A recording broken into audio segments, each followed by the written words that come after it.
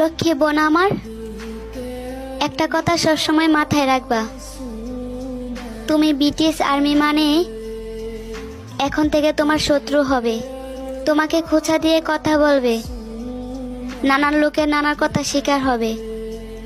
তুমি British army এ কথা শোনার পর তিনি একা ওয়াক্তের নামাজ আদায় না করা ব্যক্তিটাও তোমার সামনে ভদ্র হয়ে যাবে আর তোমাকে নানা কথা শোনাবে।